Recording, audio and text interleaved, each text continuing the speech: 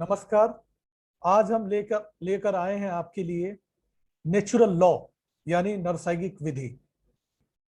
Natural law क्या है, इसे वास्तव में प्राकृतिक विधि और नैसर्गिक विधि क्यों कहा जाता है। दो मतों में लोग बटे हुए थे। एक का कहना था कि नेचुरल लॉ डिवाइन लॉ है। दूसरे ने कहा कि नेचुरल लॉ जो कुछ भी नेचर से हमें प्राप्त होता है वही नेचुरल लॉ है। अब सवाल ये उठता है, नेचर और डिवाइन में क्या डिफरेंस है। कई लोग पहले नेचर को ही डिवाइन मानते थे और डिवाइन को ही नेचर मानते थे। आज भी हिंदू धर्म में आप देख सकते हैं, नेचर यानी गंगा, यमुना, सरस्वती और कई माउंटेन को डिवाइन ही माना जाता है। इसलिए इस तर्क से बचते हुए हमें इस तर्क पर ध्यान देना चाहिए कि नेचुरल लॉ क्या है। जो कुछ भी नेचर से हमें प्राप्त होता है वो नेचुरल लॉ है।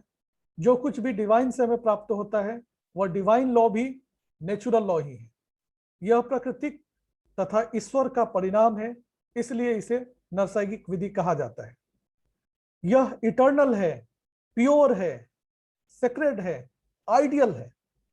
यह शाश्वत है, यह शुद्ध है, यह पवित्र है और आदर्शवादी है। इसलिए नेचुरल लॉ पर, नैसर्गिक विधि पर कोई प्रश्न चिन्ह नहीं लग सकता। यह सीधे परमात्मा ईश्वर से हमें प्राप्त होता है, इसलिए यह पवित्र है, शुद्ध है, शाश्वत है और आदर्शवादिता है। नेचुरल लॉ को यानी नैसर्गिक विधि को मुख्य रूप से दो भागों में विभाजित किया गया है। एक को बोलते हैं क्लासिकल नेचुरल लॉ, जिसको क्लासिकल नैसर्गिक विधि भी बोला जाता है। दूसरे को मॉडर्न नेचुरल लॉ यानी आधुनिक नैसर्गिक विधि कहा जाता है। आते हैं क्लासिकल नेचुरल विधि पे। क्लासिकल नेचुरल विधि चार भागों में विभाजित है। एंशिएंट नेचुरल लॉ, प्राचीन नैसर्गिक विधि, डार्क एज जिसको बोलते हैं अंधयुग नैसर्गिक विधि, और तीसरे को बोलते हैं मिडिएवल नेचुरल लॉ यानी मध्यकालीन नैसर्गिक विधि। चौथे को बोलते हैं रिनासा एंड रिफॉर्मेशन, पुनर्जागरण और सुधार का काल। तो सबसे पहले हम देखते हैं एंशिएंट नेचुरल लॉ। अगर हम एंशिएंट नेचुरल लॉ पे प्रकाश डालते हैं तो एंशिएंट नेचुरल लॉ को दो भागों में प्रमुख तौर पे विभाजित किया गया है। दो भाग इस तरह से हैं। एक, हम अध्ययन करेंगे ग्रीक सोसाइटी का, कि नैसर्गिक विधि ग्रीक सोसाइटी में क्या थी, यूनानी सोसाइटी में क्या थी। दूसरा भाग इसका है रोम सोसाइटी, रोमन सोसाइटी में नैसर्गिक विधि का क्या महत्व था। सबसे पहले ग्रीक यानी यूनानी समाज में नैसर्गिक विधि की क्या अहमियत थी, इस पे देखते हैं। ग्रीक सोसाइटी के में सबसे पहले स्कॉलर यानी विधिवेता हैं जिनका नाम है हिराक्लेटस। हिराक्लेटस हिराक्लेटस ने सबसे पहले आश्चर्यजनक एक चीज की को प्रतिपादित किया था। एक बहुत ही इंपॉर्टेंट थियरी प्रतिपादित किया था कि अगर नेचुरल लॉ को समझना है तो रीजन समझना होगा। रीजन इज नेचुरल लॉ, युक्ति इज नेचुरल लॉ, विचारण शक्ति ही नैसर्गिक विधि है। अब क्या है रीजन, क्या है युक्ति, विचारण शक्ति, ये अभी हम देखते हैं। विचारण शक्ति का अर्थ क्या है। विचारण शक्ति का अर्थ हिराक्लेटस के अकॉर्डिंग क्या है, ये हम देखते हैं।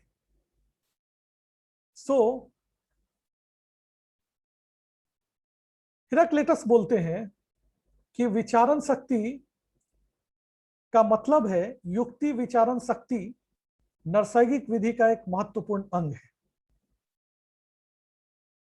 इनसे अगर डिफिनीशन की उम्मीद की जाए तो इन्होंने क्रिस्टल क्लियर कुछ भी ऐसा रीजन की डिफिनीशन नहीं दिया था, बस इतना बताया था जो सत्य है वो युक्ति पे, विचारण शक्ति पे से समझा जा सकता है।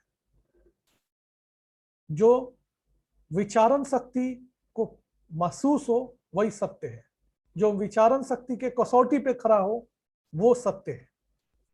सो हिराक्लिटस ने reason is one of the essential element of natural law according to Heraclitus. इसको,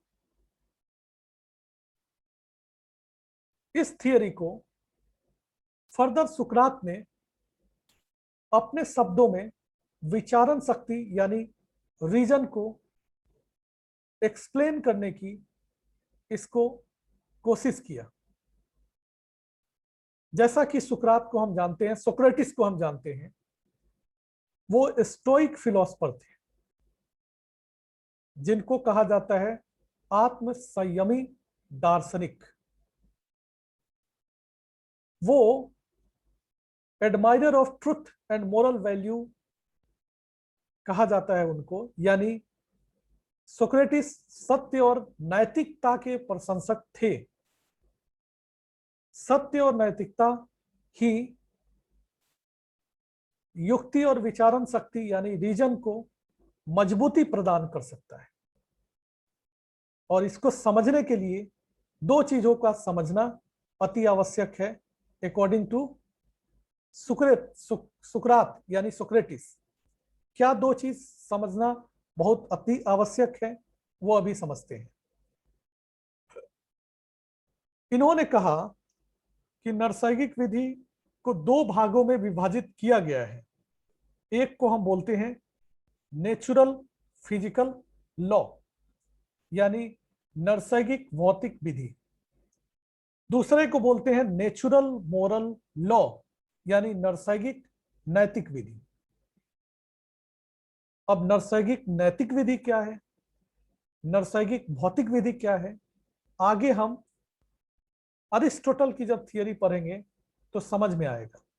बस इसको समझने के लिए एक बार हम समझते हैं कि नेचुरल मोरल लॉ यानी नैसर्गिक नैतिक विधि कुछ इनर कंसाइंस से रिलेटेड है, यानी अंतर्मन से रिलेटेड है। आपकी अंतर्मन से जो कुछ भी आवाज आती है वह रीजन है,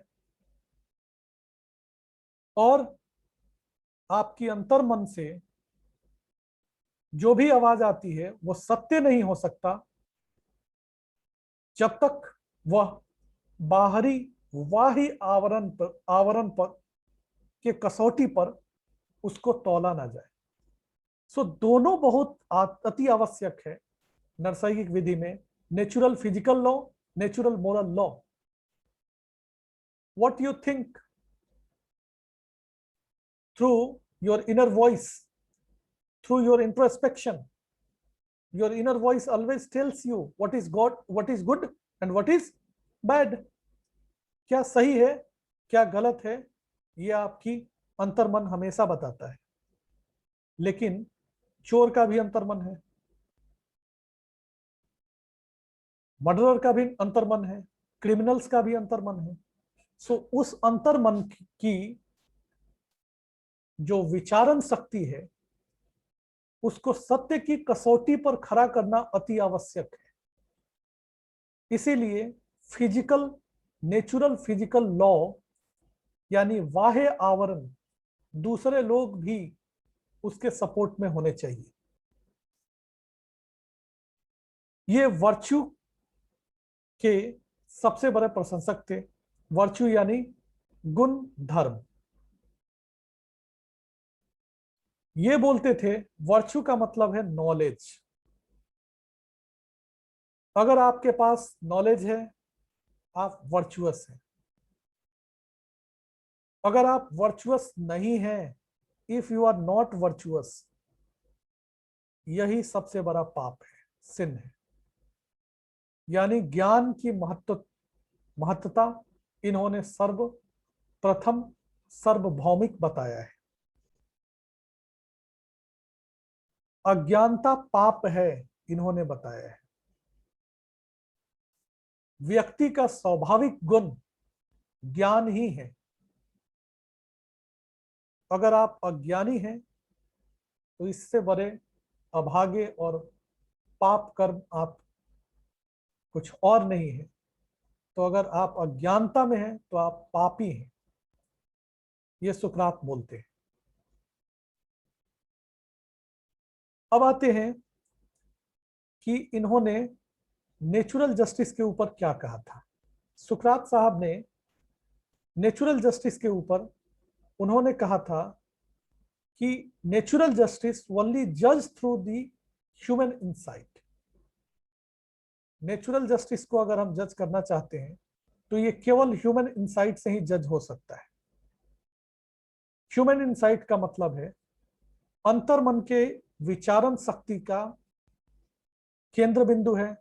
विचारण शक्ति का अगर कोई केंद्र है तो वो आपका अंतर्मन है, इंसाइटनेस है। प्लूटो इनके बहुत बड़े समर्थक थे, क्योंकि प्लूटो सुकरात के शिष्य थे। He was disciple of Socrates. उन्होंने एक बुक लिखा था जिसका नाम था दी रिपब्लिक। प्लूटो ने कहा रीजन एंड विजडम ही नेचुरल जस्टिस है। विचार शक्ति और बुद्धि नैसर्गिक न्याय है। ये सभी ऐसा क्यों बोलते हैं? इसलिए बोलते हैं कि ईश्वर ने ही आपको बुद्धि दिया है, इसलिए सुपरस्टिशियस थिंग में ना आए। आपकी बुद्धि ईश्वर द्वारा दी गई है, इसका इस्तेमाल करें, किसी के बहकावे में मत आए। शुद्ध रूप से आप चीजों को समझें, ईश्वर क्या है, ट्रुथ क्या है, वर्चुअस क्या है, वर्चू क्या है, नॉलेज क्या है, इसको ज्यादा आप अहमियत दें, जिससे आप ज्ञान की प्रकाष्ठा की ओर प्रशस्त मार्ग प्रशस्त कर सकते हैं, जा सकते हैं। इसके बाद अरिस्टोटल ने क्या कहा? अरिस्टोटल बोलते हैं, जिनको अरस्तु बोलते हैं, इन्होंने कहा नेचुरल लॉ दो भागों में विभाजित है। एक को हम बोलते हैं नैसर्गिक विधि, दो भागों में विभाजित है। एक को बोलते हैं reason inside in the individual, अंतर्मन की विचारण शक्ति ही सही गलत का ज्ञान देता है। Look your inner voice, listen your inner voice. Inner voice always tells you what is good and what is bad. Reason outside in the universe, भौतिकता की विचार शक्ति भी जरूरी है। आप सही और गलत जो सोचेंगे अंतर्मन से, वो सही नहीं हो सकता हमेशा। अगर आप खुद व्यक्ति सही नहीं है तो आपका अंतर्मन भी सही नहीं हो सकता। इसलिए बाहरी आउटसाइड द यूनिवर्स रीजन जो एग्जिस्ट करती है, वो भी अति आवश्यक है। फर्दर इन्होंने, अरिस्टोटल ने एक बात करी थी टीलस की। टीलस का मतलब होता है what you deserve the things must be divided accordingly.